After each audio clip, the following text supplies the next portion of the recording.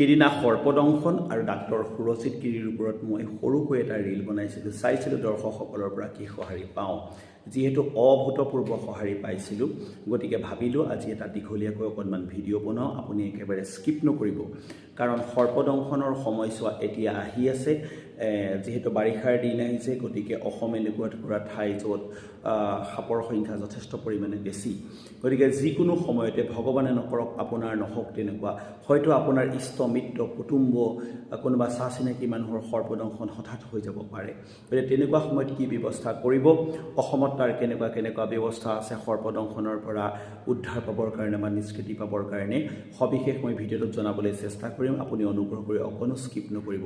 প্ৰয়োজন হ'লে আপুনি ফ'ল' নকৰিব, প্ৰয়োজন হ'লে আপুনি আমাক লাইক নকৰিব, কিন্তু ভিডিঅ'টো প্লিজ স্কিপ নকৰিব। কথাটো আৰম্ভ কৰোঁ সৰ্পদংশনৰ কথাৰে সৈতে। আমি জানো যে পৃথিৱীৰ বেছিভাগ সাপেই হ'ল বিষহীন সাপ, আৰু যিকেইবিধ কম পৰিমাণে সাপ আছে, বিষধৰ সাপ আছে, সেই সাপবিলাক খুব সঘনে আমি দেখা নেপাওঁ। কিন্তু সিহঁত এনেকুৱা সাপ যে সিহঁতে যিকোনো মুহূৰ্তত এজন ব্যক্তিক আক্ৰমণ কৰিব পাৰে। প্ৰথমতে এটা কথা মই ক্লিয়াৰ কৰি থওঁ যে সাপৰ প্ৰিয় আহাৰ মানুহ বা মানুহক ফুট মৰাটো বা মানুহৰ তেজ পান কৰাটো কেতিয়াও নহয়। সাপৰ আহাৰ হ'ল ভেকুলী, নিগনিৰ নিচিনা সৰু সৰু কিছুমান প্ৰাণী। যিহেতু সাপে ভেকুলী, নিগনি আদিৰ আবাদী কমাই থাকে, গতিকে আমাৰ সমাজখনৰ কাৰণে সাপৰ কিছুমান প্ৰয়োজনো আছে, আমি একেবাৰে নুই কৰি পেলাব নোৱাৰোঁ।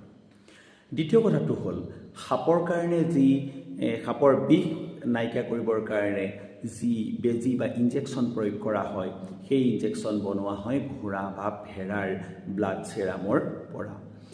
প্ৰথমতে ঘোঁৰা বা ভেড়াৰ শৰীৰত সাপৰ বিষ নিৰ্দিষ্ট অনুপাতত প্ৰয়োগ কৰা হয়, আৰু সেই বিষ সাপৰ সেই বিশেষ জন্তুটো, যিটো জন্তুৰ গাত সাপৰ সেই বিষ প্ৰয়োগ কৰা হয়, সেই বিষখিনি তেজৰ ছেৰামৰ পৰা গ্ৰহণ কৰা হয় আৰু ইনজেকশ্যন ৰূপত তাক ৰখা হয়। লিকুইড হিচাপে, অৰ্থাৎ পনীয়া দৰৱো ৰখা হয় বা পাউডাৰ হিচাপেও ৰখা হয়। ডাক্তৰসকলে প্ৰয়োগ কৰিবলৈ সুবিধা পোৱাটো হ'ল জুলীয়া দৰৱ, কাৰণ খুব জৰুৰী অৱস্থাত মানুহ এজনৰ কাৰণে পাউডাৰৰ পৰা লিকুইড বনাই তাক প্ৰয়োগ কৰিবলৈ সময় লাগে, গতিকে চিকিৎসকসকলে জুলীয়া দৰৱটো ব্যৱহাৰ কৰা দেখা যায়।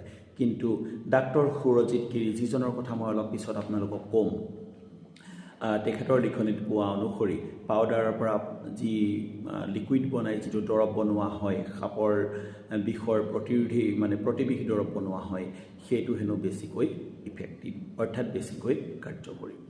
এতিয়া আহোঁ এটা বেলেগ কথালৈ। অসমতনো কি বিষধৰ সাপ আছে?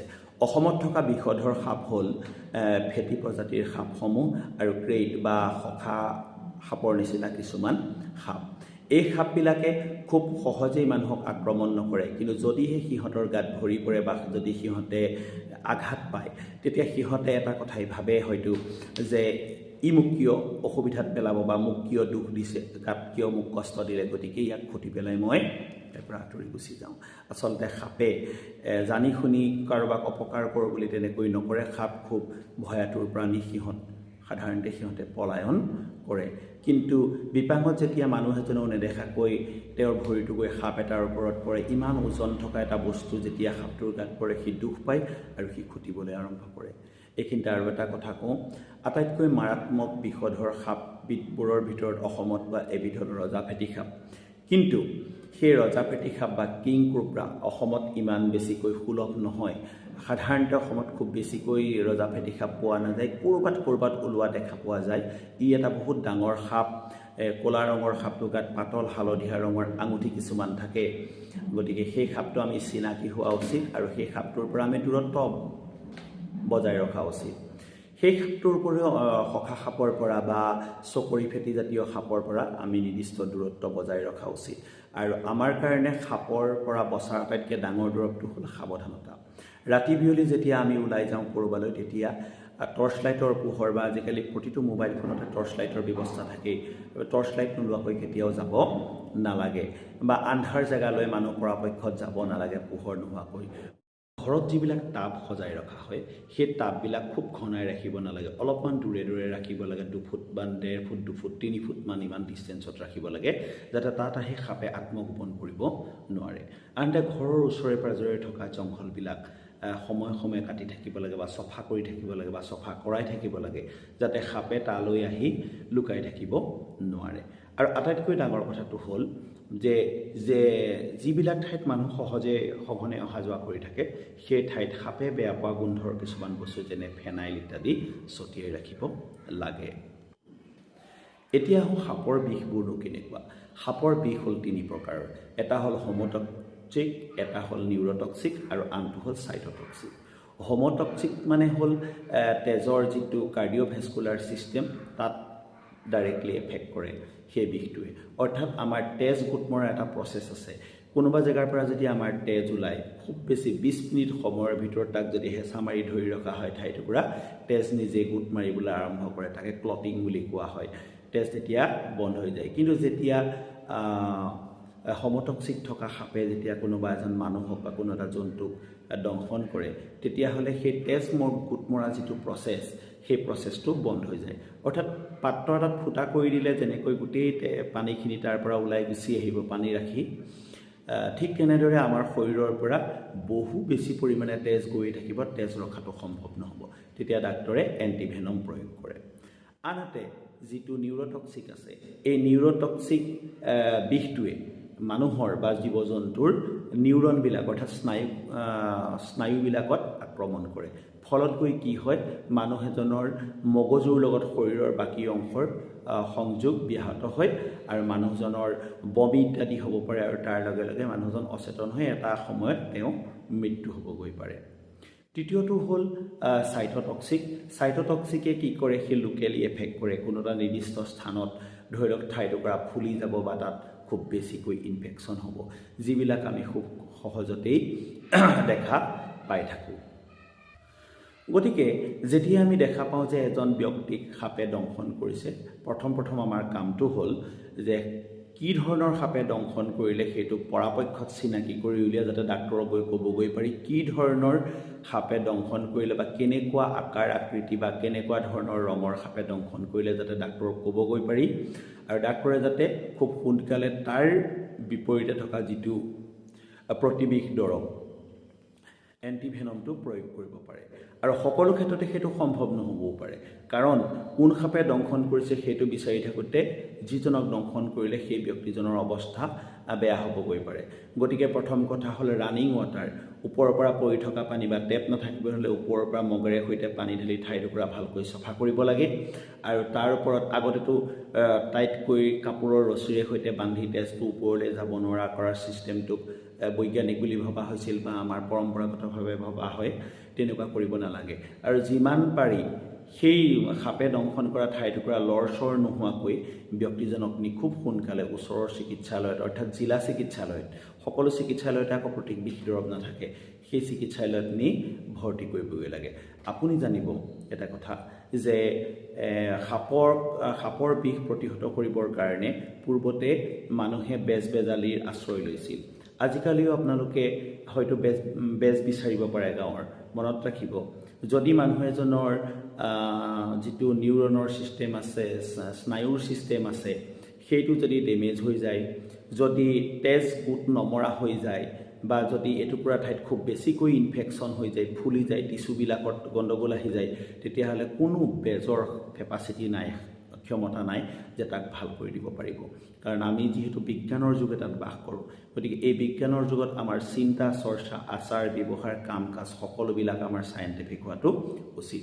আৰু সেই বিজ্ঞানৰ সেই বিশেষ সূত্ৰবোৰ, সেই বিশেষ নীতি নিয়মবোৰ ভালকৈ জানে সেই বিষয়ৰ সংশ্লিষ্ট ডাক্তৰসকলে। গতিকে তেখেতসকল থাকোঁতে আমাৰ কাৰণে চিন্তাৰ কোনো ধৰণৰ কাৰণেই নাই। এতিয়া এটা বেলেগ প্ৰসংগলৈ। মই ইতিমধ্যে কৈছিলোঁ যে ডাক্তৰ সুৰজিৎ গিৰি বুলি এজন ডাক্তৰ, তেখেত সংজ্ঞাহাৰক ডাক্তৰ, অৰ্থাৎ অপাৰেশ্যন যেতিয়া কৰা হয় তাৰ আগে আগে যি এনাস্থেচিয়া দিয়া হয় সেই বিষয়ৰ তেখেত এজন বিশেষজ্ঞ ডাক্তৰ। কিন্তু তেখেতে সৰ্পদংশনৰ ইমানেই চিকিৎসা কৰিলে, তেখেতে সৰ্পদংশনৰ ওপৰত ইমানেই অধ্যয়ন কৰি ইমানেই এজন অভিজ্ঞ মানুহ হ'ল, ভাৰতবৰ্ষৰ ভিতৰত তেখেত এজন অতি আগশাৰীৰ ডাক্তৰত পৰিণত হৈছে। আৰু তেখেতক ক'ত পাব ঠিকনাটো হ'ল ডিমৌ মডেল হস্পিটেল, শিৱসাগৰ জিলাৰ ডিমৌ এটুকুৰা সৰু ঠাই, কিন্তু এখন বৰ গুৰুত্বপূৰ্ণ ঠাই। আৰু ডিমৌ ঠাইটুকুৰাৰ গুৰুত্ব এতিয়া আৰু বৃদ্ধি কৰি দিছে ডাক্তৰ সুৰজিৎ গিৰিয়ে। কাৰণ ডিমৌ যি মডেল হস্পিটেল আদৰ্শ চিকিৎসালয় তাতে কৰ্মৰত হৈ আছে ডাক্তৰ সুৰজিৎ গিৰি। পূৰ্বতে তেখেতে প্ৰগতি নাৰ্ছিং হোম শিৱসাগৰত কাম কৰিছিল।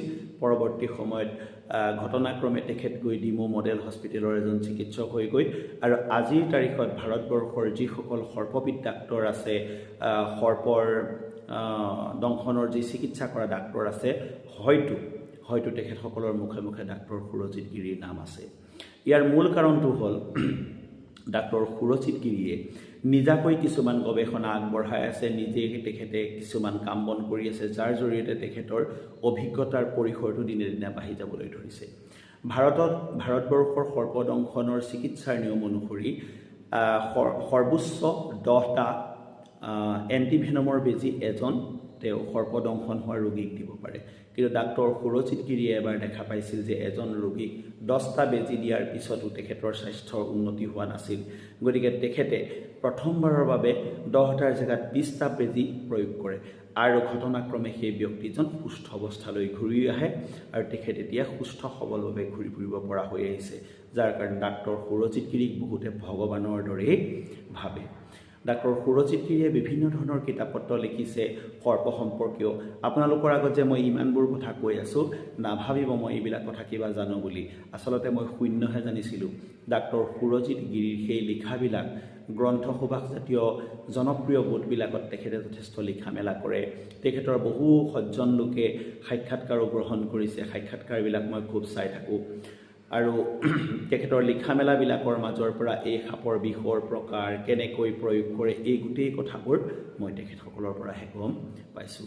গতিকে ডাক্তৰ সুৰজিৎ গিৰি এনেকুৱা এজন ব্যক্তি, এনেকুৱা এজন চিকিৎসক, যি বহু মৃত্যুমুখী মানুহৰ মুখত হাঁহি বিলাইছে, বহু ধ্বংস হৈ যাব লগীয়া পৰিয়ালৰ মাজলৈ তেওঁলোকৰ প্ৰিয়জনক ঘূৰাই আনিছে। গতিকে পৃথিৱীত যদি ভগৱান আছে, পৃথিৱীত যদি ভগৱানে কেনেবাকৈ নিজৰ অস্তিত্ব দেখুৱাব পাৰে, তেতিয়াহ'লে এনেকুৱা কিছুমান মানৱ দৰদী সুদূৰ প্ৰসাৰী চিন্তাৰ চিকিৎসকৰ জৰিয়তেহে দেখুৱাব পাৰিব। মই এই ভিডিঅ'টো প্ৰস্তুত কৰাৰ আগত এটা প্ৰিলিমিনেৰী ভিডিঅ' প্ৰস্তুত কৰিছিলোঁ, যিটো ভিডিঅ' মই ডাক্তৰ সুৰজিৎ গিৰিলৈ পঠাই দিছিলোঁ। তেখেত এজন এনেকুৱা সজ্জন লোক, তেখেতে মোৰ ভিডিঅ'টো চাই ক'ত খুঁত আছে, এটুকুৰা জেগাত তেখেতে এটা খুঁত পালে সৰু, সেই খুঁতটো সম্পৰ্কে নিজেই মোলৈ ফোন কৰি তেখেতে বহুবাৰ ফোন কৰি পেলাই তেখেতে মোক জনালে যে আপোনাৰ ভিডিঅ'টো ঠিকে আছে, আমুকতে এটা সৰু খুঁত আছে। গতিকে তেনেকুৱা এজন ব্যক্তি আমি শিৱসাগৰ জিলাত পাইছোঁ। মই শিৱসাগৰ জিলাৰ বাসিন্দা হিচাপে নিজে আজি গৌৰৱ কৰিছোঁ। দিচাংমুখৰ ফালে তেখেতৰ জন্মস্থান, যিমান দূৰ সম্ভৱ দিচাংমুখবাসী আজি গৌৰৱ কৰিব পাৰে। তৃতীয় কথা হ'ল ডিমৌ, শিৱসাগৰ জিলাৰ ডিমৌ অঞ্চলৰ ৰাইজে তেখেতৰ পৰা সেৱা শুশ্ৰূষা পাইছে। গতিকে তেখেতসকলে ডাক্তৰ সুৰজিৎ গিৰিক লৈ গৌৰৱ কৰিব পাৰে। অৱশ্যে এইখিনিতে এটা কথা নক'লে ভুল হ'ব যে ডাক্তৰ সুৰজিৎ গিৰিয়ে সৰ্পদংশনৰ ৰোগীসকলক চিকিৎসা কৰাৰ উপৰিও তেখেতে এটা মজবুত টীম গঠন কৰিছে হস্পিটেলত। অৰ্থাৎ হস্পিটেলৰ প্ৰতিগৰাকী কৰ্মচাৰী, নাৰ্ছ, তেখেতসকল ডাক্তৰ সুৰজিৎ গিৰিৰ সৈতে লগ লাগি এনেকুৱা এটা মহান কাম কৰি আছে যে তেখেতে নিশ্চয় এই পৃথিৱীত জীয়াই থাকোঁতেই যি ভগৱানৰ স্থান, সেই স্থান লাভ কৰিছে।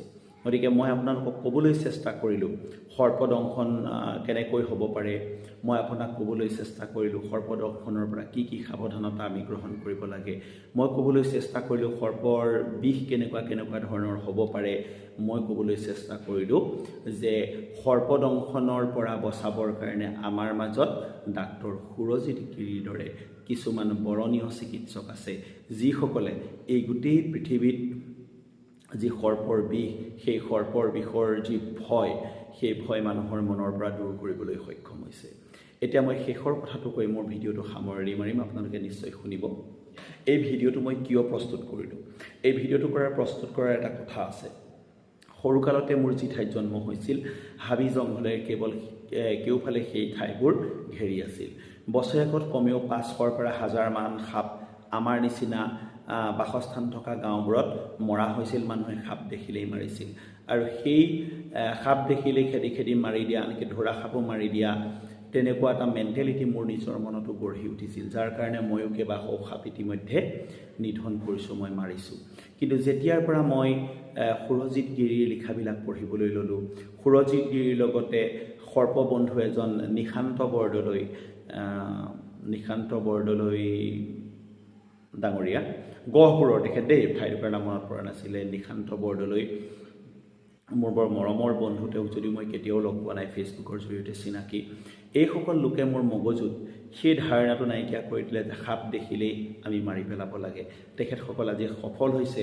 মোৰ দৰে এজন বিদ্যালয়, মহাবিদ্যালয়, বিশ্ববিদ্যালয়ত পঢ়া মানুহো যিহেতু এনেকুৱা এটা ভুল ধাৰণা লৈ আছিল যে সাপ মাৰি দিব লাগে, সেই ধাৰণাটো আজি মোৰ মনৰ পৰা নাইকিয়া হৈ গৈছে। সাপৰ প্ৰতি মোৰ ভয় প্ৰায় শূন্য হৈ পৰিছে। আশা ৰাখিছোঁ মোৰ ভিডিঅ'টো চাই আপোনালোকে এই কথাবিলাক আকৌ এবাৰ বিবেচনা কৰিব। সাপ আমাৰ কোনো কাৰণতে শত্ৰু নহয়। সাপকো আমি জীয়াই ৰাখিব লাগিব, কাৰণ এই বিশ্ব ব্ৰহ্মাণ্ডত আমি জীয়াই থাকিবলৈ প্ৰতিটো জীৱ জন্তু প্ৰাণীৰে নিজৰ নিজৰ ভূমিকা আছে। So thank you very much. Please stay connected. Keep watching our videos. Don't forget to follow, share and comment.